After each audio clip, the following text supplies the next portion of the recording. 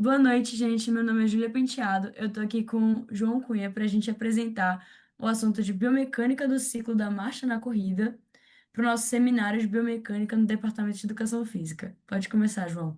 Para a gente compreender o ciclo da marcha, a gente precisa entender o papel da biomecânica nessa área, né, como uma área do conhecimento que vai procurar evidenciar a ação da locomoção humana. E aí alguns autores vai falar sobre essa locomoção como o uso da ambas das pernas alternadamente para propiciar suporte e propulsão.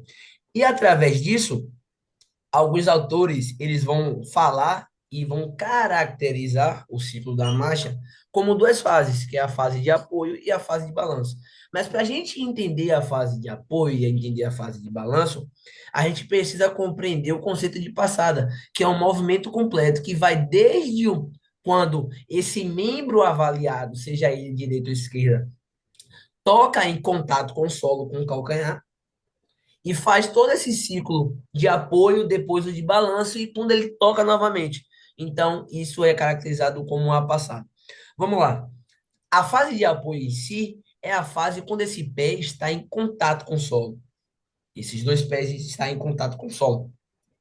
E aí, o primeiro toque com o retropé, no caso aqui analisando um indivíduo normal, e uma caminhada, uma velocidade mais reduzida, ele vai tocar com o calcanhar, o primeiro contato, e é chamado de contato inicial, e depois, logo em seguida, vai ter a resposta à carga, é quando esse pé basicamente tem uma pré-estabilização.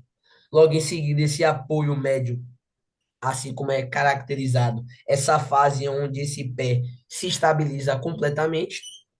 O apoio final, ele é caracterizado, tá aqui no slide, ele é caracterizado pelo pela primeira retirada do calcanhar do solo. E aí a estabilização vai ser entre o antepé e a ponta do pé. E aí tem a fase de pré-balanço, que é caracterizada, o nome já indica. É quando esse pé, ele vai, basicamente, essa ponta do pé vai propulsar esse membro. E aí, tanto a parte aqui inicial, como vocês estão observando, quanto a parte final da fase de apoio, elas vão ser caracterizadas pelo duplo apoio. Assim é caracterizado a caminhada no ciclo da marcha como duplo apoio, que eu vou falar um pouco mais em seguida. E aí, a fase de balanço, a fase inicial é o balanço inicial, é quando esse pé não está em contato com o solo, e logo em seguida, tem um balanço médio. É quando esse pé está, basicamente, esse membro está na metade do caminho.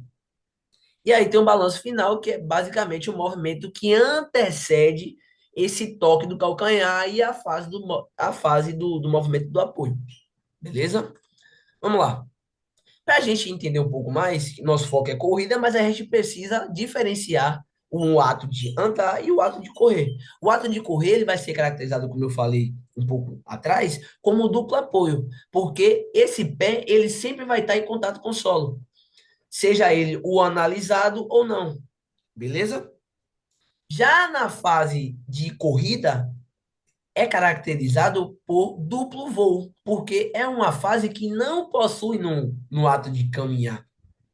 Porque os dois vai ter um momento durante a fase, durante a corrida, que esses dois pés não vão estar em contato com o solo. Por isso é chamado de duplo voo. E aqui tem um slide que ele caracteriza a fase a caminhada como um apoio e balanço, obviamente, mas o apoio é 60% e o balanço é 40%, compostas por 8 fases.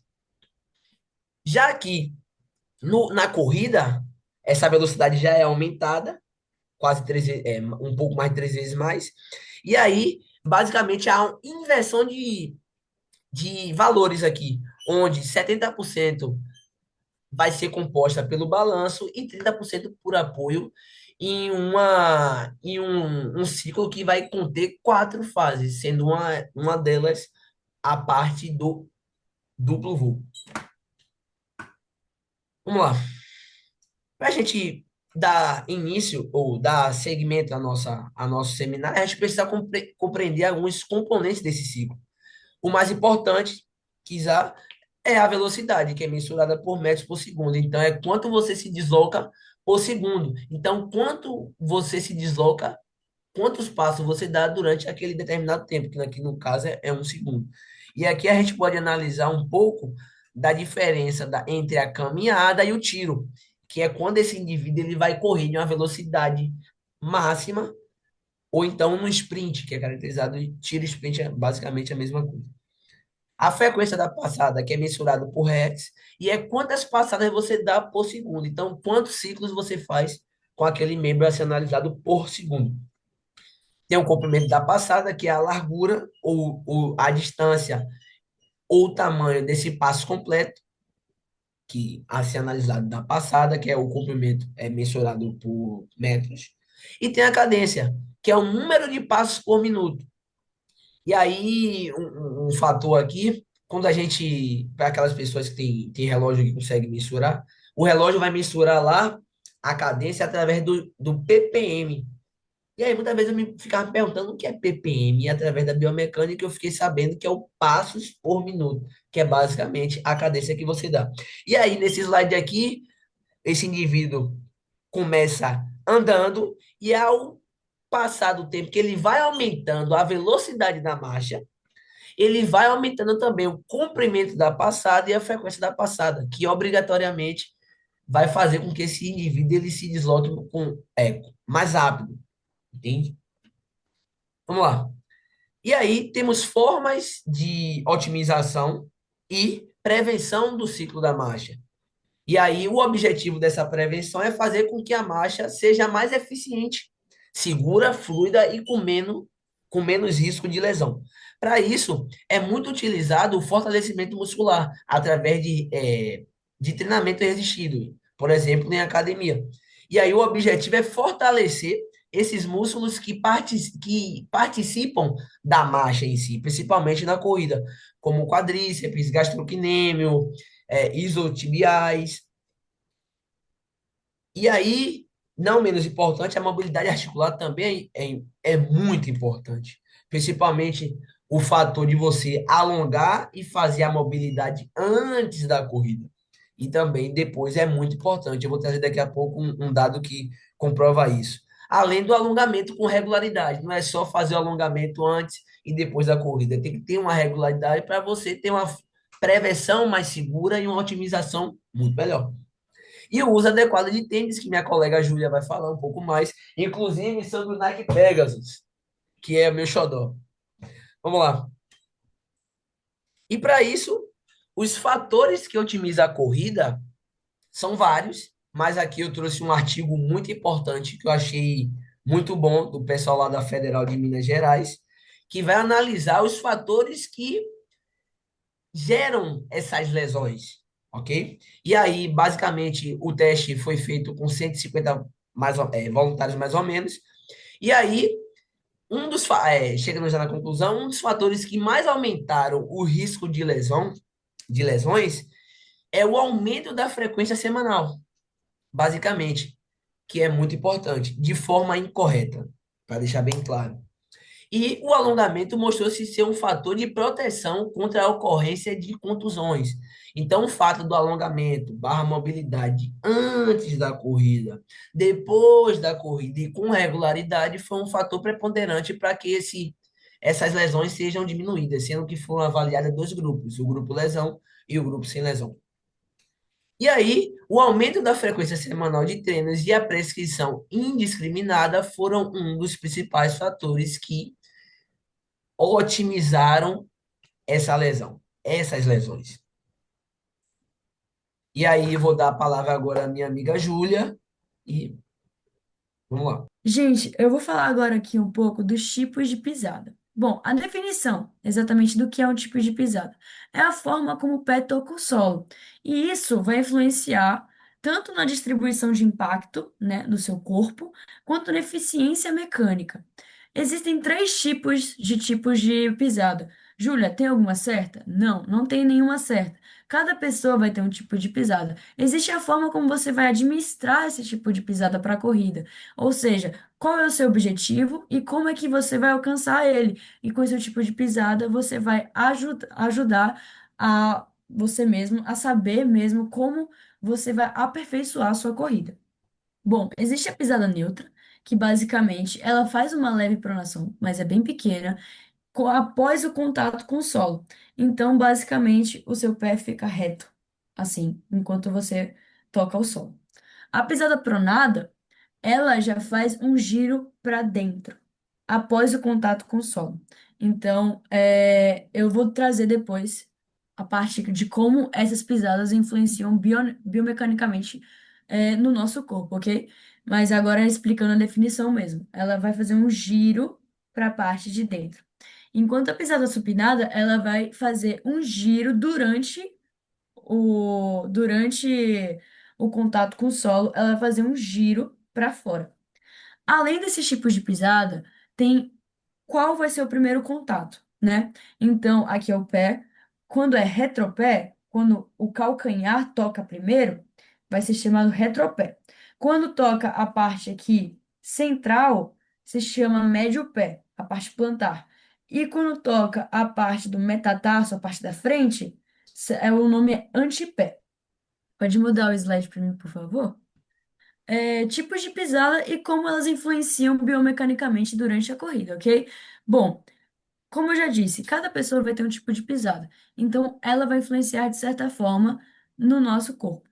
Na pisada neutra é a parte mais equilibrada. Por que a parte mais equilibrada? Porque ela tem uma distribuição muito equilibrada entre a parte medial e a parte lateral do pé. Então, isso, querendo ou não, vai prevenir sim por futuras lesões. Mas não é porque você vai ter uma pisada pronada e uma pisada supinada que você não pode correr, ok? Eu vou te explicar as formas adequadas de como você vai prevenir lesões tendo uma pisada pronada ou uma supinada. A pisada pronada, como eu já te disse, ela faz um giro para dentro. Então, ela vai ter um colapso medial na parte medial do pé, ok? Além disso, ela vai ter uma rotação na parte ali da tíbia, uma rotação interna. Então, isso sim, gente, pode trazer futuras lesões, se você não souber como cuidar da sua pisada. Então, se você usar um calçado diferente, se você não fizer alongamentos adequados, realmente você pode trazer futuras lesões por ter uma pisada pronada. Já a pisada supinada, ela dá um giro para fora. Por esse giro, por conta dessa supinação, o que que vai acontecer? Vai ter um impacto maior e vai ter uma absorção de energia menor. A dissipação de energia, desculpa, não é absorção, é dissipação de energia menor. E isso faz com que, isso faz com que o impacto seja muito maior no seu corpo. Então, se você não souber a forma de como você vai melhorar isso, você pode sim trazer lesões, você pode trazer fraturas por estresse. Então, é muito importante você saber o seu tipo de pisada quando você vai iniciar a corrida para você saber quais alongamentos, que tipo de calçado vai usar para não ter um problema, um tipo de lesão, para não influenciar de forma negativa na biomecânica do seu corpo. Pronto, vou eu ir para outro slide agora.